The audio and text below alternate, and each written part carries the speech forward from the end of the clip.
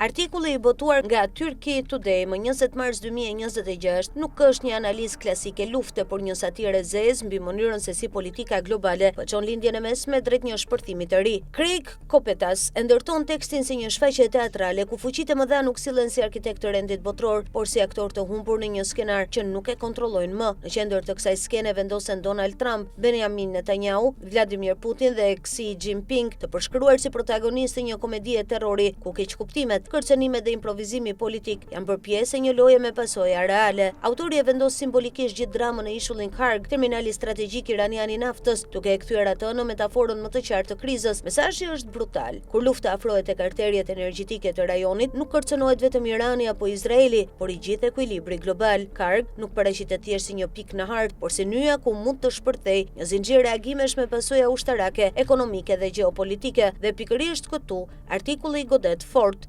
Apo shë me ankth një sken ku gjithçka duket absurde, por asgjë nuk është qesharake. Kopetas e trajton këtë krizë si një farsë shekspiriane, por nën humorin therrës fshihet një diagnoze rënd për rendin ndërkombëtar. Sipas këtij këndvështrimi, diplomacia nuk po prodhon më qartësi, por zhurmë, deklaratat zyrtare, kërcënimet e liderëve, lëvizjet ushtarake dhe bombardimet po ndërtojnë një atmosferë ku askush nuk e ka më timonin. Në këtë tablo, Trump del si figura e improvizimit të vazhdueshëm, Netanyahu si njeriu që e shtyn skenën drejt përshkallëzimit, Putin si lojtari i ftohtë i krizës, ndërsa Xi si vëzhguesi që flet pak por peshon shumë. Kjo është arsyeja pse teksti funksionon. Nuk pretendon të jap kronik të ftohtë, por të tregojë se sa i rrezikshëm bëhet sistemi ndërkombëtar kur udhëhiqet nga ego, mjegull dhe kalkulimi i çastit. Pika më e fortë e shkrimit është se e sheh publikun botror jo më si spektator, por si pjesë të skenës. Kur raketat fluturojnë mbi lindjen e mesme dhe kur nafta kthehet në armë presioni, askush nuk mbetet jashtë kësaj drame. Tregjet lëkunden, siguria tronditet, aleancat nervozohen dhe pasiguria kalon kufit e rajonit. Pra ajo që në letër duket si një përplasje mes disa shteteve, në praktikë është një krizë që mund të godasë të gjithë. Dhe këtu satira e Kopetas bëhet më e fortë se shumë analiza formale, sepse e zhvesh pushtetin nga kostumi i seriozitetit dhe e tregon siç është, një mekanizëm i mbushur me ambicie, frikë dhe konfuzion. Në fund, artikulli lë pas një ndjesi të qartë shqetësimi, nuk ka zgjidhje të pastër, nuk ka fund të lumtur, nuk ka as garanci se racionaliteti do të rikthehet në kohë. Mbetet vetëm pyetja nëse bota po hyn në një fazë ku luftrat nuk nisin më nga strategjia, por nga absurdi. Dhe kjo është ndoshta frika më e madhe, që skena ndërkombëtare të mos drejtohet më nga diplomacia, por nga një teatër i errët ku të gjithë luajnë fort, por askush nuk di si del nga skena.